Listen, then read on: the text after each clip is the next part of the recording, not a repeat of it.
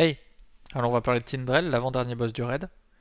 C'est un change-forme, donc un peu à la manière d'un druide, il va pouvoir avoir plusieurs formes. Une forme humaine naturellement, une forme de boomkin, une forme d'arbre aussi, et puis une forme de voyage qui ressemble un peu à une chouette. Le fight va se passer en trois phases, avec deux intermissions entre chaque phase. La phase 1 va être avec sa forme humaine ainsi que sa forme de boomkin. La phase 2 avec sa forme humaine ainsi que sa forme d'arbre. Et la phase 3 avec sa forme humaine et les deux autres formes, donc Boomkin et Arbre. Et à chaque fin d'intermission, il se transforme en chouette en forme de voyage. Et nous aussi, on peut utiliser le Dragon Riding. Les premiers spells que je vais vous expliquer, c'est les spells de forme humaine, tout simplement parce que sur chaque phase, on va les retrouver. Et naturellement, c'est ceux qui vont arriver le plus souvent. Donc là, le premier spell, c'est un spell tank.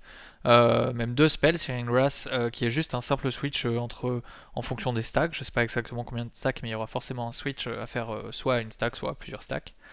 Et le deuxième, c'est Wild Mushrooms. Wild Mushrooms qui est un tout petit peu compliqué à comprendre. C'est le boss qui va faire spawn autour de lui en ligne, peu importe à un certain moment des endroits.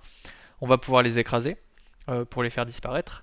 Évidemment, c'est les tanks qui vont s'en charger et ça fait assez mal, mais du coup, un tank, les deux tanks vont devoir les écraser en même temps. Il y en a quatre qui vont pop et le premier tank va devoir écraser le premier champignon, le deuxième tank le deuxième champignon, le troisième champignon sera le tank 1 et exactement comme ça, vous allez former un cercle en soquant un sur deux. Mais ça, il va falloir le faire assez rapidement parce que je crois qu'il y a moins d'une dizaine de secondes pour le faire.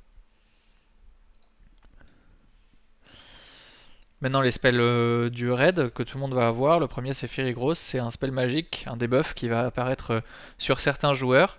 Ça va leur mettre un énorme dot. En mythique, le dot sera encore plus important. Et en plus, quand on va dispel, ou alors quand le premier debuff va expirer, ça va laisser un autre debuff qui fait encore plus mal.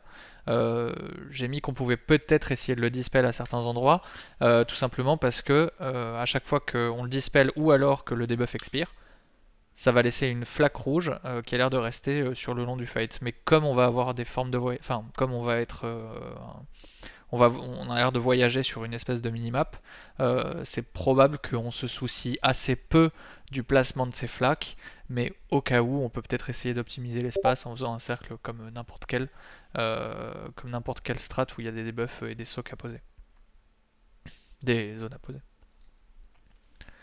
Un autre spell, c'est Falling Star. C'est tout simplement un joueur qui va être visé par une espèce d'énorme AOE, un Falling Stars. Et ce debuff, une fois qu'il va arriver sur le joueur, une énorme AOE qui va devoir peut-être faire reculer, ça va après se spread en plusieurs petites AOE qui elles-mêmes, on va devoir les dodge. Et ensuite, le dernier spell sur sa forme humaine, c'est Mass Entanglement. C'est juste un mass route. Le mass route, on va pouvoir l'enlever sur les joueurs en dépassant les routes qui sont en dessous de nous.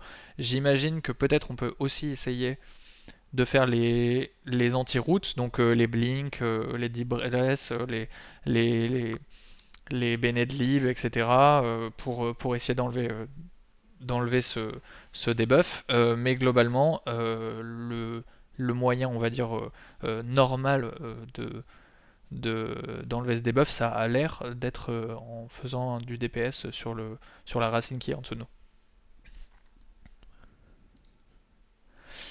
Donc là, je vais expliquer sa forme de Boomkin qui apparaît dans la phase 1 et dans la phase 3. La phase de Boomkin, ça a l'air d'être simplement beaucoup de dodge et de heal à faire en même temps. J'ai mis des petits points jaunes parce qu'en gros il y a Firebeam qui est casté. Il y a marqué sur le codex que ça lance un énorme rayon qui est au sol et que cet énorme rayon, une fois qu'il a été lancé au sol, il y a plein de petits rayons qui arrivent, qui sont respread autour de lui. Et du coup je me dis que c'est probablement une phase où on aura beaucoup de dodge. Et d'ailleurs, à chaque fois qu'il passe en mode Boomkin, il y a marqué qu'il faut beaucoup heal. En tout cas, il y a quasi 300k ou 200, entre 200 et 300k toutes les 3 secondes par joueur. Donc c'est très probable que quand il soit en forme de Boomkin, ce soit pour une période qui soit assez courte, de l'ordre de 10, peut-être 15 secondes, que pendant ces 10 à 15 secondes, il faille beaucoup heal et qu'il y ait beaucoup de dodge à faire. Son autre forme qui est la forme d'arbre. Dans sa forme d'arbre, il faut savoir que quand il se transforme en force d'arbre toutes les 3 secondes, si je dis pas de bêtises, ou toutes les 6 secondes, il il met des shields heal sur certaines personnes. Donc là, avec les petits symboles, euh, j'ai essayé de représenter le fait qu'il fallait absorber, qu'il fallait heal cet absorb shield. Et évidemment, si on ne la heal pas, je crois qu'il y a un stun de 20 secondes. Peut-être que c'est plus ce boss là, mais il se passe quelque chose de mal et il vaut mieux tous les heal. Et le deuxième spell que cette forme d'arbre met, c'est le Seed of Flames. Donc apparemment il fait pop des graines tout autour de sa forme d'arbre. Ces graines, un peu comme les mushrooms sur le spell tank, il va falloir les écraser. Et tant qu'il y a des graines, on va tous prendre des dégâts raides. On va pouvoir tous écraser les graines, sauf qu'à chaque fois qu'on écrase une graine, ça nous laisse un debuff qui fait que la prochaine qu'on écrase nous fait plus mal, qui n'est pas un debuff qui est insurmontable. Apparemment, on peut quand même écraser plusieurs graines, mais il va falloir jusqu'où on peut aller et à quel point il faut le faire rapidement, vu qu'on prend des dégâts pendant que les graines sont encore présentes. Et c'est probable qu'on annule cette phase où il est en arbre simplement en healant tous les shields et peut-être en écrasant toutes les graines. Et ensuite, il y a sa dernière forme qui est la forme d'intermission. Alors, il y a des strats qui sont un peu supplémentaires en mythique que je ne vais pas expliquer là parce qu'on va tout simplement pas aller le voir. Néanmoins, la phase d'intermission où il est en forme de voyage, c'est assez simple. C'est juste une course de Dragon Riding qui est un peu classique. Le seul truc, c'est que si vous prenez, à l'instar de la course de Dragon Riding, si vous prenez des choses qui vous ralentissent, bah, c'est probable que ça vous fasse d'importants dégâts, voire ça vous fasse perdre toute votre vigueur et probablement ça vous tue à un moment. Donc il faut tout dodge, le faire le plus rapidement possible. Je suis pas sûr et je suis même quasi sûr que c'est pas obligatoire d'apprendre la speed strat pour faire le Dragon Riding. Euh, et de ce qui a marqué sur le codex, il y a la forme humaine de Tindral qui est en train de peut-être caster une supernova, ou alors c'est à la fin du voyage, il caste une supernova qu'il va falloir interrompre.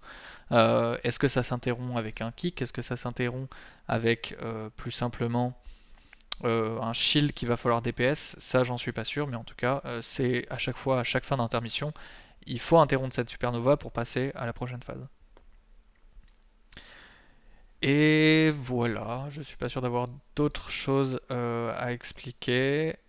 Phase 1, phase 2, phase 3, c'est tout. Bisous.